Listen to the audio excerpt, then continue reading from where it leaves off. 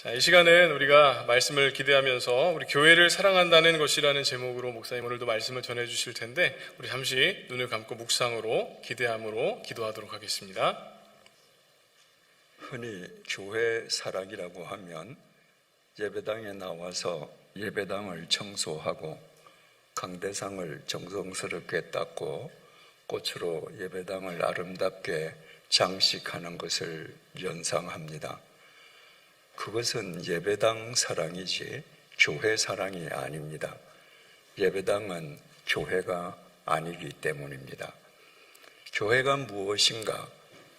사도 바울이 명쾌하게 정의해주고 있습니다. 고린도 전서 1장 1절에서 3절입니다.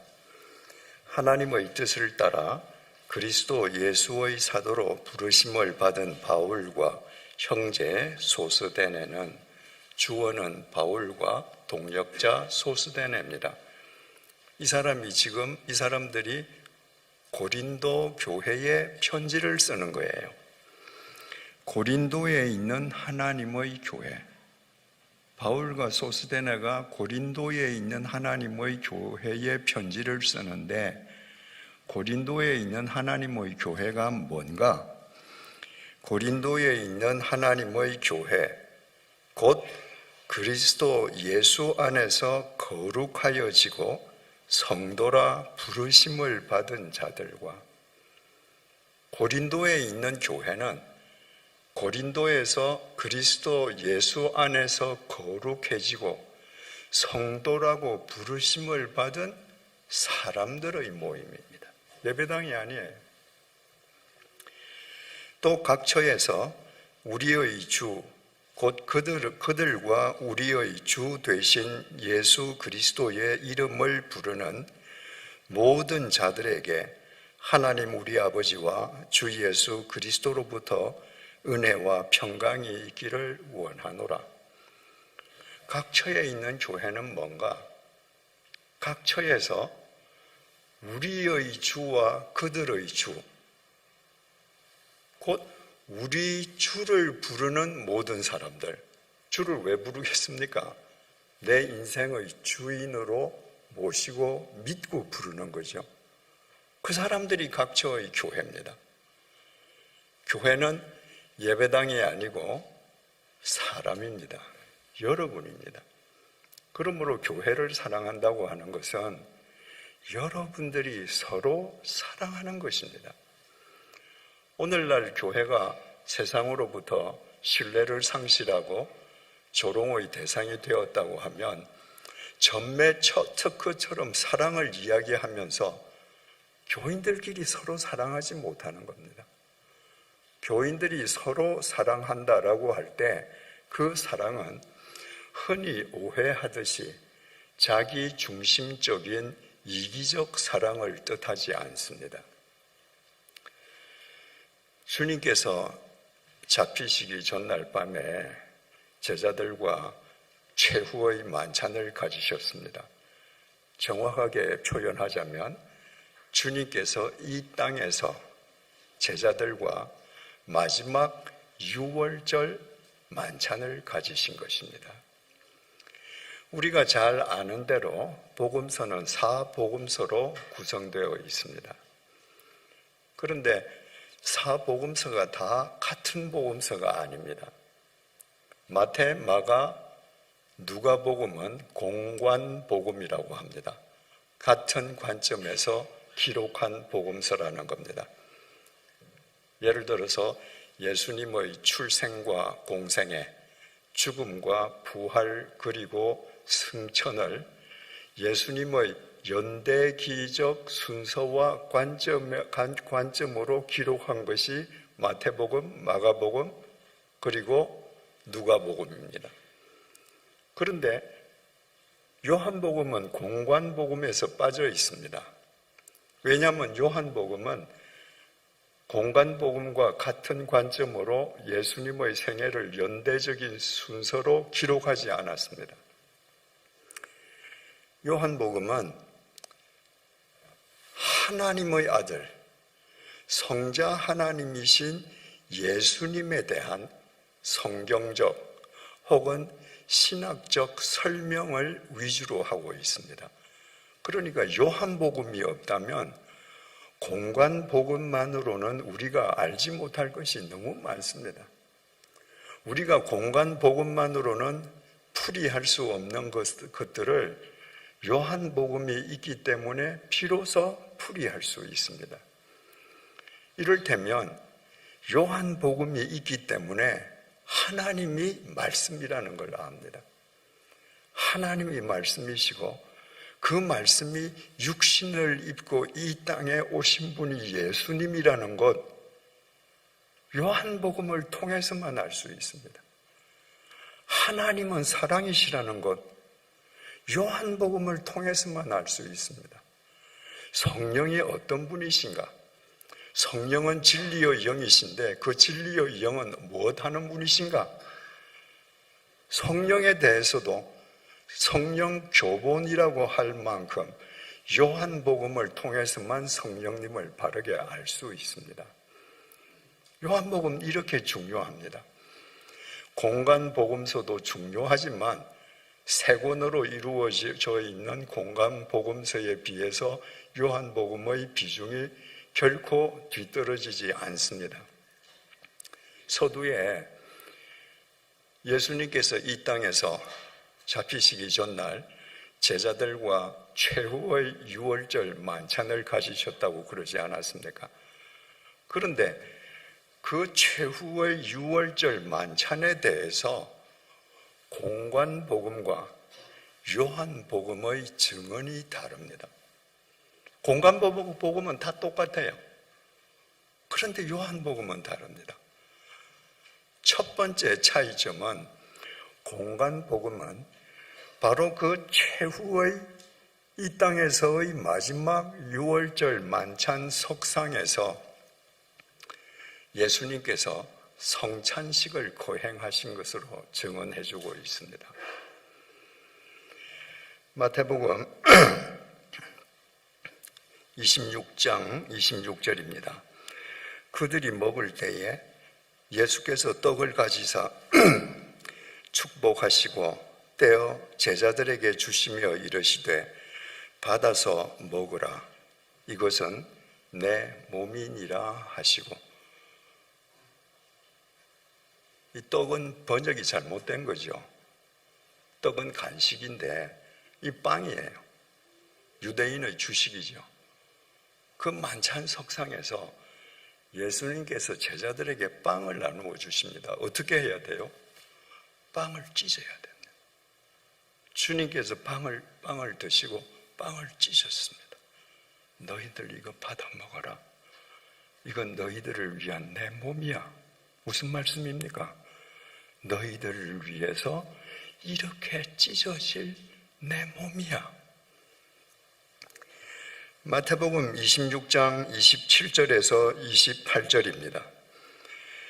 또 잔을 가지사 감사 기도하시고 그들에게 주시며 이르시되 너희가 다 이것을 마시라. 이것은 죄 사함을 얻게 하려고 많은 사람을 위하여 흘리는 바 나의 피 곧 언약의 피니라. 그 중동 지방을 비롯해서 유럽에 이르기까지 물들이 다 석회수기 때문에 맹물을 마시지 못합니다. 그러니까 그곳 사람들은 주로 물 대신 포도주를 마셨습니다. 포도주는 색깔이 붉습니다. 밝았습니다. 피 색깔하고 똑같습니다. 너희들 이거 받아 마시라. 이것은 죄 사함을 얻게 하려고 흘리는 바 나의 피 곧 언약의 피다. 바로 인간을 위해서 십자가에서 흘리실 피를 상징하는 포도주를 나눠주셨습니다. 성찬식의 기원입니다. 그래서 그 이후부터 주님을 믿는 사람들은 오늘에 이르기까지 빵과 포도주로 성찬식을 합니다. 대부분은 형식적으로 하죠.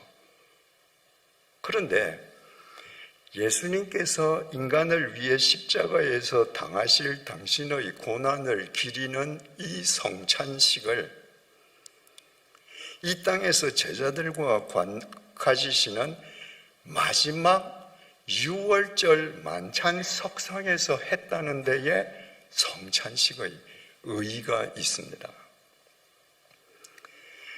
이스라엘 백성들이 이집트에서 노예 생활을 할 때입니다. 때가 차서 하나님께서 모세를 보내셔서 이스라엘 백성들을 해방시키고자 하시지 않습니까? 파라오가 허락할 리가 없지요. 그 당시에 노예는 국부의 원천입니다. 그때 공장이 있습니까? 노예가 공장이에요. 그런데 그 노예를 그냥 풀어준다 있을 수 없죠. 하나님께서 여러 가지 재앙을 내리셨는데 풀어줄 것 같다가 파라오의 마음이 변하고 풀어주지 않았습니다. 제일 마지막 재앙이 하나님께서 이집트 땅에 있는 모든 집의 장자와 모든 짐승의 첫 새끼를 치시는 것이었습니다. 그리고 실제로 죽었습니다. 그리고 파라오가 어쩔 수 없이 이스라엘 백성들을 해방시켜 주죠. 이집트에 있는 모든 집의 장자가 죽고 짐승의 첫 새끼가 죽는데 이스라엘 사람들은 한 사람도 안 죽었습니다.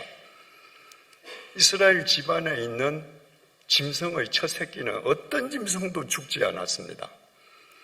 어떻게 그런 일이 가능했는가? 여러분들이 잘 아시는 것처럼 하나님께서 모세를 통해서 이스라엘 백성들에게 명령을 하셨습니다. 양을 잡아서 그 피를 문 좌우 기둥과 그 기둥을 연결하는 임방에다 발라둬라. 바르는 사람을 위해서 바르는 게 아니에요. 출애굽기 12장 13절입니다. 내가 애굽 땅을 칠 때에 그 피가 너희가 사는 집에 있어서 너희를 위하여 표적이 될지라. 내가 피를 볼 때에 이스라엘 백성들이 문 기둥과 임방에 피를 바른 것은 이스라엘 백성들은 그 집안에 있고 집안에 있는 이스라엘 백성들에겐 자신들이 바른 피가 전혀 보이지 않습니다. 그런데 밖에서 하나님께서 내가 너희들이 바른 그 피를 보면 내가 피를 볼 때에 너희를 넘어가리라. 넘어가리라. 이집트 집은 그 하나님의 사자가 무조건 그 집 틈새로 들어갑니다. 들어감과 동시에 곡성이 터지는 거예요. 그런데 피를 바른 내 백성의 집을 보면 그 피를 따라서 내가 너희 집을 넘어가리라. 그 재앙이 넘어가는 거예요. 아무도 안 죽는 겁니다. 재앙이 너희에게 내려 멸하지 아니하리라. 바로 그 날을 유월절이라고 합니다. 히브리 말로 뺏사흐예요. 뺏사흐는 넘어가다는 말입니다. 넘어가다를 우리는 유월절이라고 하는데 한자로 넘을 월자를 써서 유월절이라고 부릅니다. 영어로 pass over입니다. 예수님을 가리켜서 유월절의 어린 양이라고 그래요. 왜 예수님을 보고 그냥 어린 양이 아니라 유월절의 어린 양이라고 하는가? 예수님께서 십자가에 못 박히실 때가 유월절 절기였기 때문이 아닙니다. 이스라엘 백성들을 해방시킬 때에 유월절의 제물이었던 양과 십자가의 제물인 예수님의 역할이 정확하게 일치하기 때문입니다. 여러분, 예수님은 성자 하나님이신데 왜 그 예수님께서 공자님이나 석가님처럼 품위 있게 일생을 마치시지는 못했을까요? 왜 머리 끝에서부터 발끝까지 찢어지고 피투성이가 되어 비참하게 돌아가셔야만 했습니까? 우리의 모든 죄에 대한 하나님의 심판을 패스 오버 시켜주시기 위함이었습니다. 예수님께서 가시관을 쓰시고 머리에서 선혈을 낭자하게 흘러내리게 하셨습니다. 왜? 우리가 머리로 지은 모든 죄에 대한 하나님의 심판이 패스 오버 해주게 하시기 위함이었습니다. 왜 예수님의 두 손에 못이 박히고 피를 흘리셨는가? 우리가 이 손으로 지었던 모든 죄들, 그 죄에 대한 하나님의 심판이 유월하게 해주시기 위함이었습니다. 왜 예수님의 두 발에 못이 박혀서 피를 흘리셨는가? 우리가 가서는 안 될 곳을 다니면서 우리 발로 지은 모든 죄에 대한 하나님의 심판이 패스 오버 되게 해주신 거예요. 십자가에 못 박힌 예수가 죽었는지 안 죽었는지 확인하기 위해서 로마 군병이 예수님의 옆구리를 찔렀습니다. 그래서 마지막 피와 물 한 방울까지 다 쏟으셨습니다. 왜 예수님이 그 옆구리로 마지막 피 한 방울까지 다 쏟으셨습니까? 우리가 썩어 문드러질 이 몸뚱아리로 지었던 모든 죄에 대한 하나님의 심판을 패스 오버 시켜주시기 위함이었습니다. 그러니까 6월절 어린 양의 그 역할과 이스라엘 백성들을 해방시켜주는데 마지막 하나님의 재앙이 패스 오버 되게 해주기 위해 모든 이스라엘 집 임방과 문설주에 칠해졌던 그 피와 우리의 죄값을 하나님의 심판으로부터 패스 오버 되게 해주시기 위해서 주님께서 피 흘리시고 찢어지셨던 그 역할 정확하게 동일한 것입니다. 그래서 마지막 만찬 석상에서 주님께서 당신이 찢어지고 못 박힐 것을 미리 기리면서 제자들에게 성찬식을 거행하게 했습니다. 정말 주님께서 찢어지시고 피 흘리심으로 죄의 삭선 사망인데 나에 대한 하나님의 심판이 패스 오버 되었음을 믿는다면 우리의 성찬식은 달라져야 합니다. 우리의 삶은 달라져야 합니다. 이처럼 공간복음서는 마지막 6월절 만찬 석상에서 예수님께서 성찬식을 거행한 것으로 증언하고 있는데 반해서 제4복음서인 요한복음은 성찬식에 대해서는 언급하지 않습니다. 요한복음은 4복음서 중에 요한복음을 제일 늦게 기록했습니다.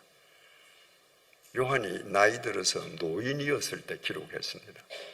그러니까 앞선 사람들이 성찬식에 대해서 다 기록했기 때문에 성찬식은 잘 알려져서 자기가 다시 재론할 필요가 없었겠죠. 그 대신에 요한은 그 마지막 6월절 만찬 석상에서 예수님께서 세족식을 거행한 것을 우리에게 밝혀주고 있습니다. 순서가 굉장히 중요하죠. 예수님께서 피 흘리심으로 나의 모든 죄가 하나님의 심판으로부터 유월되었음을 믿는다면 우리는 모두 제자들의 발을 씻겨주신 예수님을 본받아 살아야 된다는 것을 요한은 강조하고 있습니다. 요한복음 13장 12절에서 15절입니다. 그들의 발을 씻으신 후에 옷을 입으시고 다시 앉아 그들에게 이르시되 이스라엘은 지중해성 온대 지역입니다. 그래서 사람들이 외출할 때에는 맨발에 샌들만 신고 갔습니다. 대도시 중심 지역을 제외하고는 모두 맨 땅이에요. 그러니까 만약에 멀리 외출하고 되돌아온다, 그러면 흙길을 밟고 샌들을 신고 터벅터벅 다녀오니까 발이 흙투성이가 됩니다. 그래서 주인이 샌들을 신고 외출을 하고 오면 집 종이 꼭 주인의 발을 씻겨 주었습니다. 주인뿐만 아니라 주인 가족의 발 전부 종이 씻겨 줬습니다. 그 집에 손님이 찾아와도 그 집 종이 발을 씻겨 줬습니다. 왜 종만 발을 씻겨 주나? 인간이 할 수 있는 일 중에 흙투성이인 남의 발을 씻기는 일이 가장 굳은 일이기 때문에, 그런 관점에서 본다면 지금 누가 누구의 발을 씻겨줘야 돼요? 마지막 6월절 만찬입니다. 마지막이 중요해요. 그러면 제자들이 예수님의 발을 씻겨드려야 돼요. 그런데 예수님이 제자들의 발을 씻겨주셨습니다. 여러분, 이 장면을 여러분 머릿속에 한번 그려보십시오. 제자들은 의자에 앉아 있습니다. 예수님께서 그 발 앞에 몸을 조아리고 그들의 발을 씻겨줍니다. 그때 비누가 있겠습니까? 그 갈릴리 어부 출신들 발에 흙먼지만 묻었겠습니까? 때국이 줄줄 흐르지 않겠습니까? 주님께서 제자들의 발을 씻겨 주신다는 것을 알고 제자들도 얼마나 당황했던지, 베드로가 주님, 절대로 내 발 못 씻기십니다. 주님을 만류했습니다. 주님께서 뭐라고 그러셨습니까? 베드로야, 내가 네 발을 씻겨주지 않으면 너는 나하고 아무 상관이 없다. 그래서 지금 제자들이 앉아서 주님의 발 씻겨주심을 지금 당하고 있는 겁니다. 그 자리에는 가룟 유다도 아직 있거든요. 남자 장정, 그 더러운 발을 12명을 씻기시려면 얼마나 시간이 많이 필요했겠습니까? 그 발을 지금 다 씻겨주신 다음에 하시는 말씀이에요.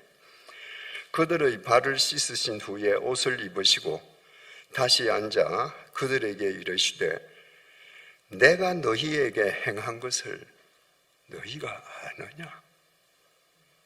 내가 지금 뭐 했는지 너희들 알겠니?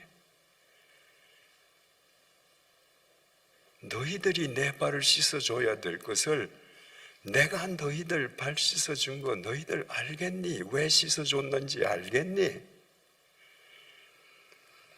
너희가 나를 선생이라 또는 주라 하니 너희 말이 옳도다. 내가 그러하다. 너희들이 나를 선생님이라 부르지, 너희들이 나를 주님이라 부르지. 그래, 맞아. 난 너희들에게 선생이고 주야. 내가 주와 또는 선생이 되어 너희 발을 씻었으니 너희도 서로 발을 씻어주는 것이 옳으니라. 선생이고 주인인 내가 제자와 종인 너희 발을 씻어줬으니 내 제자요 내 종인 너희들도 서로가 중요합니다. 서로 발을 씻어주는 것이 옳으니라. 한 사람이라도 난 안 씻어주겠어, 그러면 그건 틀린 거야. 서로 발을 씻어주는 것이 옳으니라. 내가 너희에게 행한 것 같이 너희도 행하게 하려 본을 보였노라. 내가 왜 종이 발을 씻는 이 세족을 내가 했는 줄 아니? 너희들도 이렇게 행하게 하려고 내가 너희들 발을 씻어준 거야.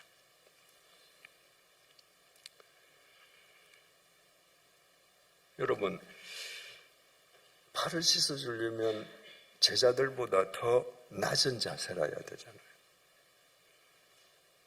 헬라 말로 겸손을 타페이노스라고 합니다. 근데 이 타페이노스라고 하는 것은 태도를 가리키지 않습니다.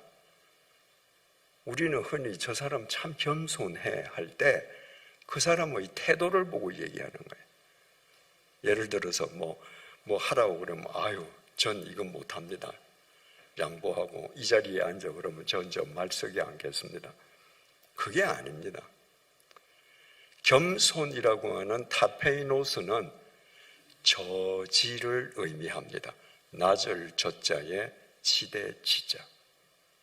그러니까 예수님께서 제자들보다 더 낮은 저지에서 제자들의 발을 씻겨주신 것은 타페이노스의 원형입니다.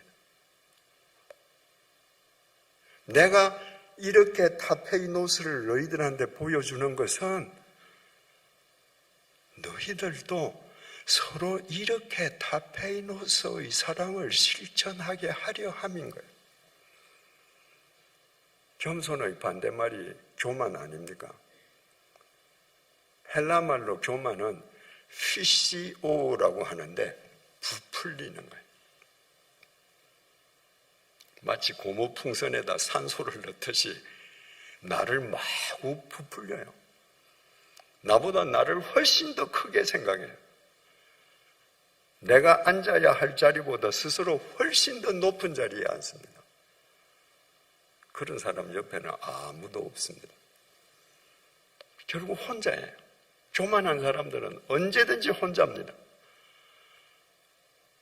그래서 그 사람이 돈이 많든지 직위가 높든지 그 사람은 결국 혼자서 쓸쓸하게 공동묘지로 달려가는 것이 그 인생입니다.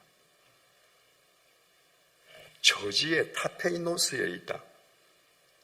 하나님의 사랑도 하나님의 능력도 하나님의 생명력도 올라가지 않습니다. 하나님의 사랑도 생명도 능력도 내려갑니다. 낮은 곳으로 흘러갑니다.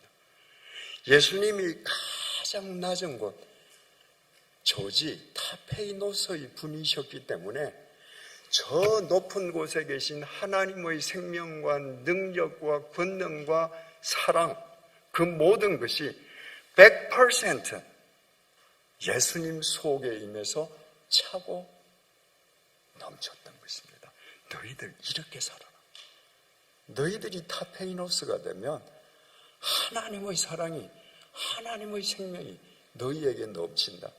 그런데 너희가 피시오 해봐. 너는 혼자 높다고 생각할런지 모르지만 너 곁에는 결국 아무도 없어. 1980년이었습니다. 당시에 제 막내 누님께서 그 조미료 미원 전속 모델을 하셨는데 1년에 한 번씩 포스터 사진을 찍었습니다. 그러면 전속 모델료가 나오죠. 근데 누님께서 오랫동안 미원 전속 모델을 하시면서 단 한 번도 그 전속 모델료를 자기를 위해서 1원도 쓰신 적이 없습니다. 그 전속 모델료는 그저 하나님께서 주신 돈이기 때문에 하나님께서 주라 하시는데 그저 드려야 한다. 이 생각으로 매해 받고 있다가 저분이구나. 하나님께서 저분에게 주라고 하는구나. 확신이 들면 전액을 그분에게 드리고 했습니다. 그런데 1980년도에 그해 전속 모델료를 기름동에 있는 맹인 전도사한테 줬습니다. 그리고 그분을 만나고 나서 저한테 얘기를 했습니다. 너도 한번 가서 만나보라고. 그래서 제가 가서 만났습니다. 똑똑똑 두드렸더니 그 아주 허름한 건물 2층이었는데 그분이 앉아 계시는 방문을 똑똑똑 두드렸더니 들어오세요 그러는데 들어갔더니 캄캄해요. 그분은 안 캄캄하거든요. 그래서 앉아서 5시간 동안 그분의 이야기를 녹음했습니다. 제가 질문사항이 있으면 질문하고 또 그 질문에 대해서 그분이 상자에게 답을 해주고, 그래서 그 테이프를 제가 녹취를 해서 당대 한국의 최고의 소설가인 이청준 선생님에게 보냈습니다. 나는 선생님이 이 녹취를 들어보시고 이 테이프를 들어보시고 글을 써주셨으면 좋겠습니다. 꽤 오랫동안 이 선생님한테 연락이 없었습니다. 그러더니 이 선생님이 오셨어요. 자기가 쓰시겠다고. 그러면 꽤 오랜 기간 동안 뭐 하셨는가? 그 테이프를 들으시면서 자기가 그 전도사 속으로 들어가 보고 전도사를 자기 속에 넣어보고 이 사람이 하는 말을 내가 100% 믿을 수 있는가? 과장은 없는가? 그걸 가늠했던 겁니다. 그리고 마침내 그래, 이분 이야기는 내가 100% 내가 믿을 수 있겠다. 그래서 그분의 간증록을 쓴 게 아니라 그 테이프를 토대로 해서 소설을 썼습니다.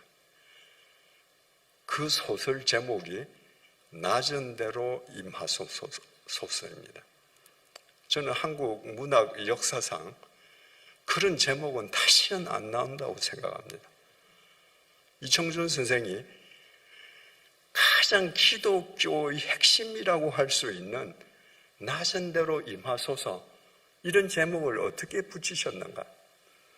성인이 되어서 안영환 전도사가 실명을 했습니다. 실명하면 다 불편하지만 선천성 실명자는 그래도 어릴 때부터 적응하니까 적응하기가 쉽다 그러잖아요. 근데 성인이 되어서 실명을 하면 정말 힘듭니다. 그 어머니가 눈을 뜨게 하는 방법이 있다면 오만 방법을 다 썼습니다. 근데 결국 눈을 못 떴습니다. 포기했습니다. 눈을 뜨게 할 수 있는 세상적인 방법이 없다는 걸 알고 어머니도 포기했고 부인은 일찍 남편의 곁을 떠났고 남은 건 눈 감은 본인밖에 없는 거예요. 그도 세상을 하직하려고 손으로 더듬거려서 넥타이를 찾아서 부엌 천정에 있는 기둥에다 넥타이를 메고 이제 생을 마감하려고 했습니다. 그런데 넥타이가 그분의 몸무게를 이기지 못하고 땅바닥에 떨어졌습니다. 그분의 표현을 빌리면 땅바닥에 떨어지는 순간에 야, 정말 죽을 뻔했네. 그래서 이분이 죽지 않기로 했습니다. 만약에 넥타이가 안 끊어졌으면 그분은 갔죠. 넥타이가 끊어져서 이분은 살기로 하고 나왔는데 그 길에 혼자 아무것도 보이지 않지 않습니까? 그러니까 손으로 남의 집, 담, 벽 이걸 더듬으면서 걸어가는데 수십 번 헤아릴 수도 없이 넘어집니다. 아무도 돌봐주지 않아요. 넘어졌는데 일으켜주는 사람 한 사람 없습니다. 그런데 어딘지 모르게 이 사람이 도착을 했습니다. 그런데 그곳의 사람들이 이 사람에게 먹을 걸 주는 거예요. 이 사람 손을 잡고 공중화장소에 데려다 주는 겁니다. 밤이 되니까 거적대기를 가져다 주는 거예요. 어딘지도 모르고 도착한 곳이 서울역이었습니다. 당시의 서울역에는 넝마주의, 행상, 구두 닦기 그런 사람들이 많았습니다. 그 가장 저지 타페이노스에 있는 사람들이 눈을 감고 어쩔 줄 몰라 하면서 도착한 사람들을 살려준 거예요. 그래서 안요한 목사가 이청준 선생이 낮은 대로 임하소서라고 소설 제목을 썼습니다. 하나님의 사랑은 낮은 곳으로 흐르고 그곳에 모인다. 여러분, 내가 단 한 번도 내 심장을 도려내 줄 정도로 사람을 사랑해 본 적이 없다. 이유는 간단합니다. 여러분들이 겸손하지 않은 거예요. 교만한 거예요. 여러분들이 피시오 하는 거예요. 낮아질 수 없는 겁니다.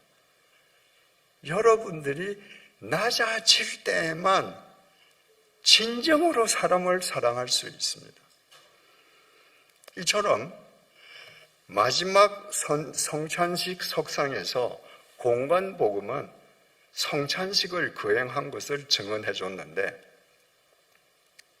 요한 사도는 요한복음을 통해서 그 자리에서 타페이노스의 세족식이 있었음을 우리에게 증언해 줌으로써 성찬식과 세족식을 보완해 주고 있습니다.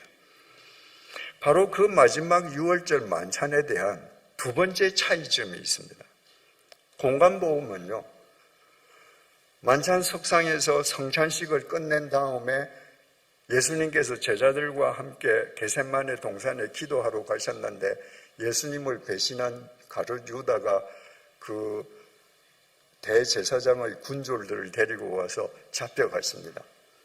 그리고 대제사장의 집에서 그 재판을 받는데 바로 그 자리에서 베드로가 예수님을 3번이나 부인합니다.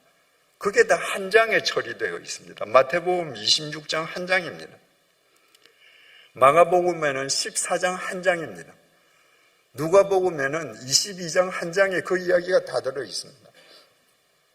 그런데 예수님께서 13장에서 요한복음 13장에서 세족식을 하시지 않았습니까? 그런데 요한복음은 예수님께서 겟세마네 동산에 가서 기도하시다가 잡혀가시는 것이 요한복음 18장에 기록되어 있습니다. 바로 18장 전장인 요한복음 17장은 예수님의 기도 내용이 나옵니다.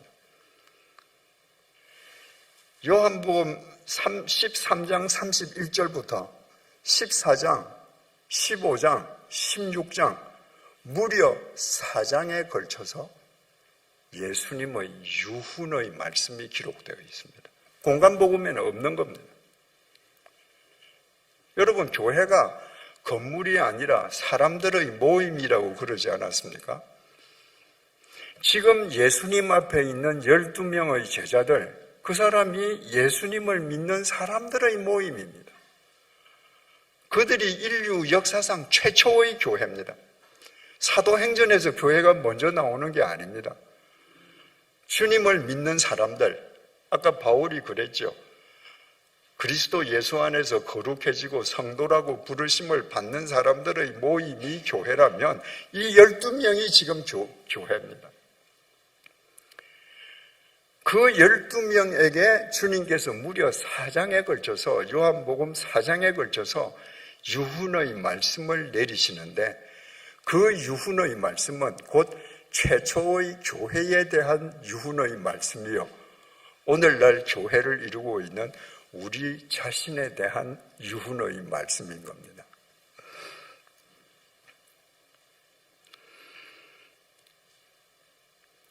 요한복음 13장 34절에서 35절 오늘 본문입니다. 새 계명을 너희에게 주노니 서로 사랑하라. 명령형입니다. 이게 새 계명이에요. 서로 사랑하지 않으면 여러분이 10계명을 100년을 지켜도 소용없습니다. 새 계명을 지켜야 해요.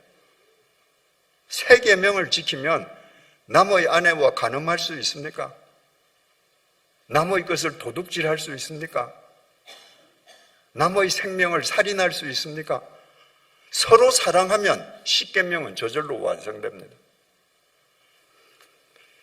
세 계명을 너희에게 주노니 서로 사랑하라. 내가 너희를 사랑한 것 같이 너희도 서로 사랑하라. 지금 주님께서 이 말씀을 뭐 끝에 하시는 겁니까? 내가 너희를 사랑한 것 같이 너희도 서로 사랑하라. 주님께서 어떻게 사랑하셨어요? 내가 너희들 발을 씻어준 것처럼, 내가 너희들에게 타페이노스의 사랑을 준 것처럼 너희도 서로 상대의 저지에 위치해서 타페이노스의 사랑, 발을 씻어주는 사랑으로 사랑하라. 너희가 서로 사랑하면 내가 너희를 사랑한 것처럼, 타페이노스의 사랑으로 사랑한 것처럼 너희들도 서로 타페이노스의 사랑으로 사랑하면 이로써 모든 사람이 너희가 내 제자인 줄 알리라. 오늘날 왜 세상이 여러분을 조롱합니까? 여러분이 그렇게 크게 외치는 사랑을 왜 믿지 않습니까? 여러분이 예수님께서 여러분을 사랑하신 것처럼 서로 타페이노스의 사랑으로 사랑하지 않기 때문입니다. 이것이 예수님의 유훈입니다. 성찬식을 끝낸 다음에 내가 너희를 타페이노스의 사랑으로 사랑한 것처럼 너희들 서로 사랑해라. 나는 몸이 아파서, 나는 제일 약해서 나는 사랑을 받기만 해야 돼. 그건 세상 자선단체의 대상으로는 가능할는지 모르지만 그리스도인으로는 불가능합니다. 그리스도인은 내가 가장 작아서 사랑을 받는다 할지라도 나도 서로 사랑하는 사람이 되는 거예요. 내가 사랑의 종착역이 되겠다. 그 사람은 그리스도인 아닙니다. 서로 사랑해야 된다. 타페이노스의 사랑으로 서로 저지해서 상대방의 밑쪽에서 사랑하는 이 사랑이 주님과의 관계에서 얼마나 아름다운 삶으로 귀결되는지를 요한복음 14장 19절 20절이 이렇게 증언합니다. 지금 계속 유훈 말씀이 계속되는 거예요. 조금 있으면 세상은 다시 나를 보지 못할 것이로되, 조금 있으면 세상은 나를 못 봐요. 왜? 십자가에 못 박혀서 죽임당하니까. 너희는 나를 보리니. 근데 너희는 나를 볼 거야. 왜? 이는 내가 살아있고 너희도 살아있겠습니다. 내가 죽음을 깨뜨리고 부활할 것이기 때문에. 내가 1000년, 2000년 후에 부활하는 것이 아니라 사흘 있으면 부활할 거야. 그래서 내가 살아있고 너희도 그때 다 살아서 나를 볼 거야. 그 날에는 내가 아버지 안에, 주님께서 십자가의 제물로 돌아가셨다가 죽임을 당하시고 죽음을 깨뜨리시고 부활하시고 나면 그때는 내가 아버지 안에 있어요. 주님께서 아버지 안에. 어떤 아버지? 당신의 독생자를 인간을 구원하는 제물로 삼기 위해서 가장 낮은 저지에 보내셨던 그 아버지. 주님께서 골고다에 못 박히셨습니다. 골고다는 언덕이에요. 평지에 비하면 조금 높죠. 그러나 예수님께서는 모든 인간의 죄를 대신 지신 죄인으로 흉악한 강도와 함께 인간 세상에서는 존재적으로 가장 낮은 곳에서 죽으셨습니다.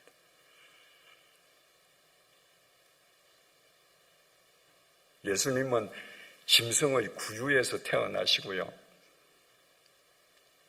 달동네 나사렛에서 사시다가 빈민들이 사는 갈릴리에서 사역하셨습니다. 예수님은 이 세상에 계시는 동안에 단 한 번도 고지에 계신 적이 없습니다. 높은 자리에 오르신 적이 없습니다. 심지어 제자들을 위해서도 저지 타페이노스에 계셨습니다. 그 아버지 안에 있는 거예요. 당신을 저지에 있게 하신 그 아버지 안에 주님께서 계시니까 주님은 언제나 저지에 계셔요. 내가 저지에 있기만 하면 그 주님은 나와 함께 하시는 거예요. 그래서 주님께서 이렇게 계속 말씀하십니다. 그날에는 내가 아버지 안에, 너희가 내 안에, 너희가 내 안에. 내가 누구예요? 타페이노스의 주님이에요. 너희가 내 안에 있으면 나와 함께 너희들이 타페이노스의 사람이 돼. 내가 너희 안에 있는 것을, 내가 너희 안에 또 있어. 타페이노스의 내가 너희 안에서 너희와 함께 있어. 내가 너희 안에 있는 것을 너희가 알리라. 알게 될 거야. 그러니까 너희들도 나처럼, 내가 너희들을 사랑한 것처럼 서로 타페이노스의 사랑을 실천할 거야.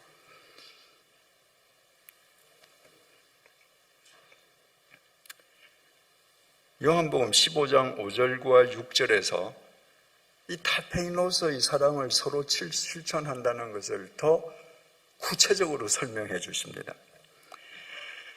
나는 포도나무요 너희는 가지라. 그가 내 안에 내가 그 안에 거하면 사람이 열매를 많이 맺나니 나를 떠나서는 너희가 아무것도 할 수 없음이라. 사람이 내 안에 거하지 아니하면 가지처럼 밖에 버려져 마르나니 사람들이 그것을 모아다가 불에 던져 사르느니라. 얘들아, 난 포도나무야. 그리고 너희들은 가지야.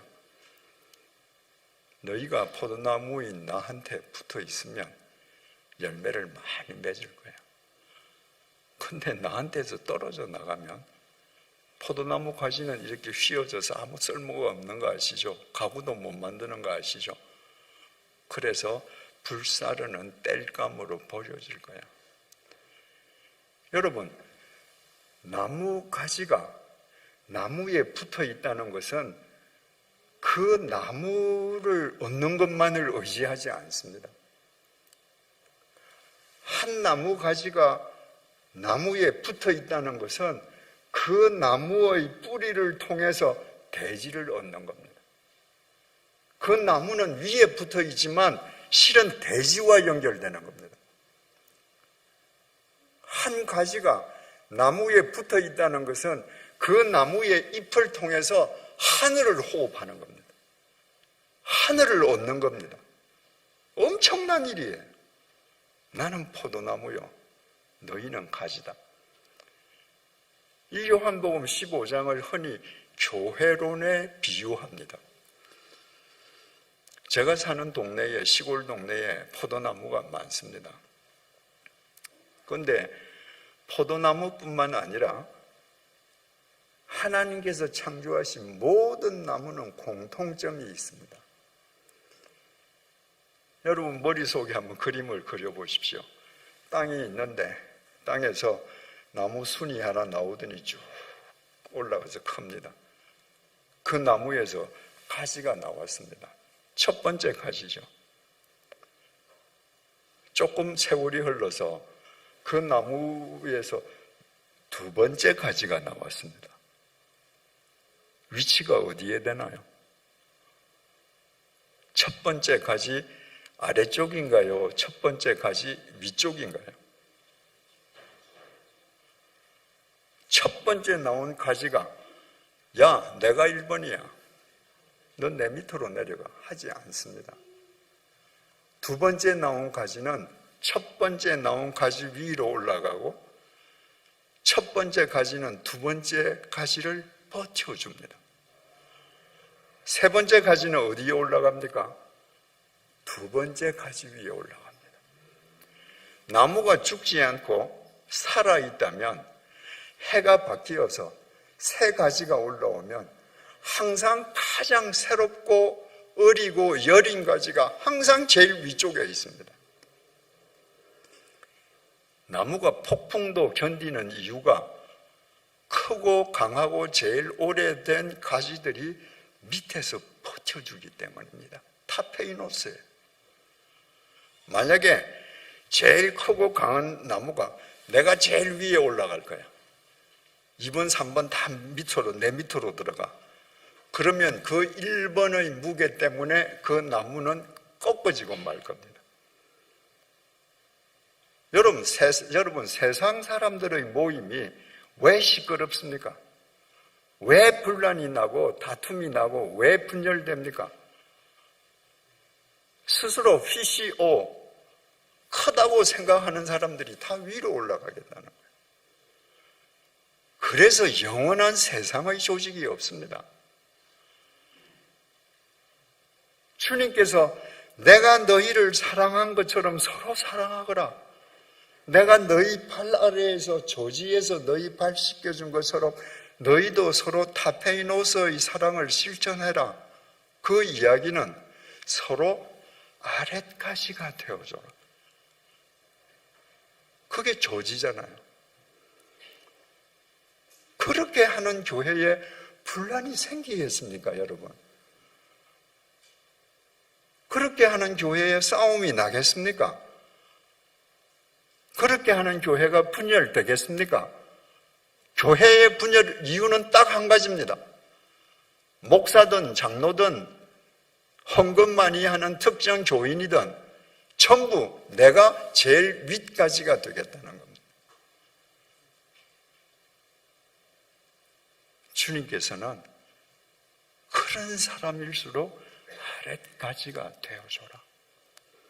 그래야 너희가 내 제자인 줄 세상이 안다. 주님께서 유훈의 말씀을 13장 31절부터 14장, 15장, 16장까지 계속해서 최초의 교회인 제자들에게, 오늘날인 교회인 우리에게 그 유훈의 말씀을 남기고 계시는데, 그 유훈 제일 마지막이 이렇습니다. 요한복음 16장 32절입니다. 보라, 너희가 다 각각 제 곳으로 흩어지고 나를 혼자 둘 때가 오나니 벌써 왔도다. 그러나 내가 혼자 있는 것이 아니라 아버지께서 나와 함께 계시느니라. 주님께서 십자가에 못 박히실 때 제자들이 다 주랭랑 치지 않습니까? 그리고 베드로는 주님 면전에 두고 제사장 집 뜰에서 주님을 3번 부인하지 않습니까? 주님께 지금 그거 내다보시는 거예요. 너희들 다 나를 버려둘 때가 지금 왔다. 주님께서 겟세마네 동산으로 가실 때 주님하고 베드로하고 이런 대화를 주고받는 것 아시죠? 주님 말씀입니다. 오늘 밤에 너희가 다 나를 버리리라. 베드로, 이 세상 사람이 모두 주를 버릴지라도 나는 결코 버리지 않겠나이다. 주님, 내가 진실로 내게 이르노니 오늘 밤 닭 울기 전에 내가 3번 나를 부인하리라. 베드로, 내가 주와 함께 죽을지언정 주를 부인하지 않겠나이다. 이렇게 호언장담하던 베드로가 대제사장 집 뜰에서 예수님을 처음 부인하고 두 번째 그게 안 먹혀 들어가니까 맹세하고 부인하지 않아요? 나 저런 사람 모르는 거 하나님 이름으로 맹세해. 그래도 안 먹혀 들어가요. 세 번째, 부인하고 맹세하고 저주했습니다. 저런 저주받을 인간을 내가 어떻게 안다고? 나 모른다고 하나님 이름으로 맹세해. 그렇게 주님을 버려주고 다 갔습니다. 주님 혼자 남아있는 거예요. 그러나 내가 혼자 있는 것이 아니라 아버지께서 나와 함께 계시느니라. 주님은 모든 사람이 다 떠난 순간에도 혼자가 아니었습니다. 주님은 분명히 아셨습니다. 항상 아버지께서 나와 함께 하신다는 걸요. 모든 사람이 다 주님을 버리고 떠나갈 때에도 주님의 시선은 하나님께 고정되어 있었습니다. 어떤 하나님? 빌립보서 2장 5절에서 11절입니다. 너희 안에 이 마음을 품어라. 곧 그리스도 예수의 마음이니 그는 근본 하나님의 본체시나 하나님과 동등됨을 취할 것으로 여기지 아니하시고 오히려 자기를 비워 종의 형체를 가지사 사람들과 같이 되셨고 사람의 모양으로 나타나사 자기를 낮추시고 죽기까지 복종하셨으니 곧 십자가에 죽으심이라. 자기를 낮추시고 죽기까지 복종하셨으니 십자가에 죽으심이라. 한마디로 표현하면 타페이노스의 삶을 사셨다, 이 말입니다. 이러므로 하나님이 그를 지극히 높여 모든 이름 위에 뛰어난 이름을 주사 하늘에 있는 자들과 땅에 있는 자들과 땅 아래에 있는 자들로 모든 무릎을 예수의 이름에 꿇게 하시고 모든 입으로 예수 그리스도를 주라 시인하며 하나님 아버지께 영광을 돌리게 하셨느니라. 모든 사람이 다 떠나가도 내가 타페이노스 조지를 포기하지 않을 때 그 낮은 곳에 하나님께서 나와 함께 하시는 거예요. 그리고 내가 죽었을 때, 내가 가장 절망적일 때 그분이 나를 높이시는 거예요. 모든 사람으로 하여금 내 앞에 무릎을 꿇게 하시는 거예요. 그래서 너희가 다 나를 버려두고 갈 때가 이미 왔다. 그러나 나는 언제나 혼자가 아니야. 왜? 아버지께서 나와 함께 하시기 때문이야. 왜 주님께서 유언의 말씀 마지막을 제자들에게 이렇게 하시는가? 요한복음 16장 33절입니다. 이것을 너희에게 이르는 것은 너희로 내 안에서 평안을 누리게 함이라. 얘들아, 내가 왜 이 말 하는지 아니? 너희들이 타페이노스의 사랑으로 사랑하다가 어떤 일을 당해도 평안을 잃지 않게 해주기 위함이야.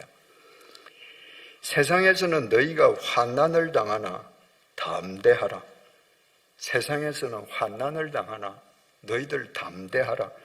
헬라어 동사 다르세오는 즐거워하라.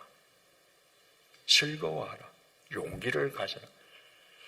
이 환난은 여러 가지 의미가 있지만 주님께서 이 유언의 말씀을 남기시는 핵심이 타페이노스의 사랑, 서로 사랑하라는 것이기 때문에 그 관점으로 보자면 어떤 얘기가 되겠습니까?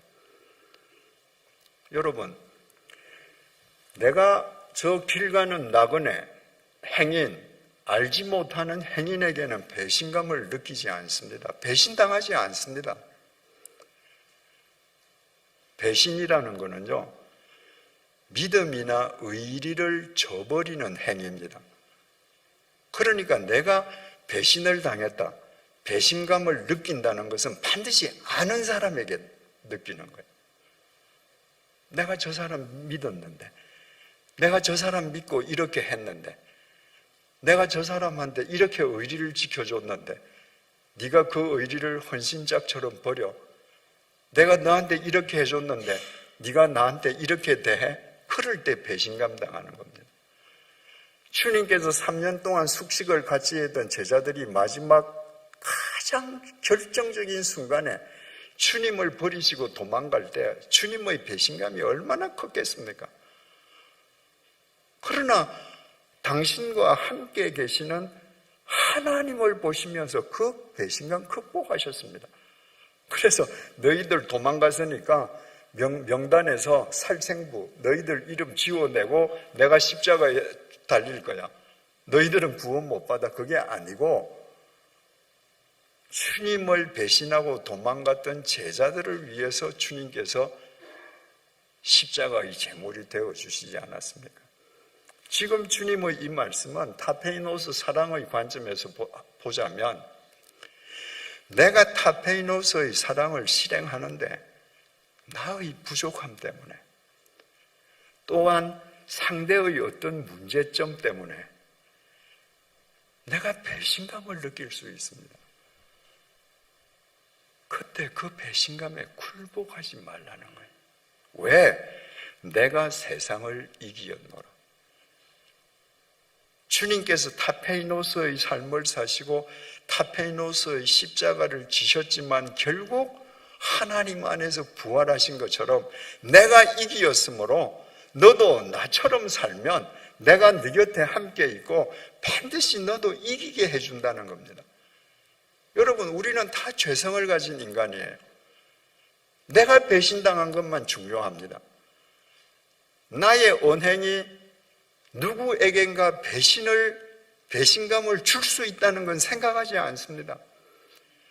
내가 누군가 때문에 배신감을 느낄 수 있듯이 누군가는 나 때문에 배신감을 느끼면서 밤에 잠을 못 잘 수 있습니다.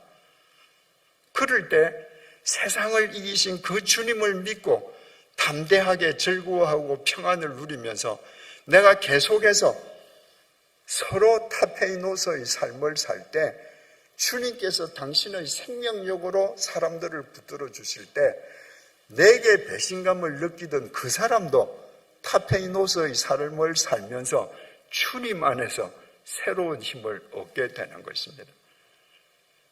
교회를 사랑한다는 건 이처럼 서로 타페이노스의 사랑, 아랫가지의 사랑으로 서로 존중하면서 사랑하는 겁니다. 여러분, 이런 교회가 멋지지 않습니까? 이런 교회가 진짜 교회 아닙니까? 이런 교회가 세상을 바꾸지 않겠습니까? 이런 교회가 이 세상을 새롭게 하지 않겠습니까? 이런 교회가 미래를 새롭게 경작하지 않겠습니까? 워싱턴 한인교회와 워싱턴 사김의 교회가 바로 서로 사랑하는 이런 교회가 되기를 주님의 이름으로 축원합니다. 기도하시겠습니다.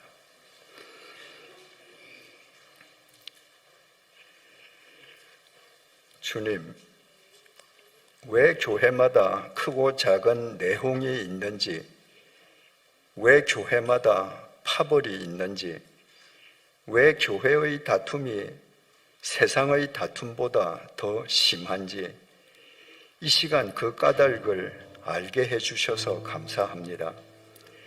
주님께서 내가 너희를 사랑한 것 같이 서로 사랑하라 명령하셨지만 우리는 몸을 숙여 제자들의 발을 씻겨주신 주님의 타페이노스의 사랑으로 서로 사랑한 적이 한 번도 없었습니다. 신앙 연륜이 깊어질수록 교회의 윗가지가 되려 했을 뿐 모두를 위한 아랫가지로 살려 한 적이 없었습니다. 우리의 이 무지함을 용서해 주시기를 간구합니다. 이제부터 서로 타페이노스의 사랑을 실천하게 도와주십시오. 서로 모두를 위한 아랫가지로 살아가게 도와주십시오. 어느 순간이든 나를 혼자 내버려 두지 않으시는 세상을 이기신 주님께 나의 시선을 고정하며 살게 해 주십시오. 그리하여 우리의 모임인 교회가 진짜 교회가 되게 해 주시고 세상을 새롭게 하는 주님의 통로가 되게 해 주시고 미래를 새롭게 경작하는 주님의 손길이 되게 해 주십시오. 예수님의 이름으로 기도드립니다. 아멘.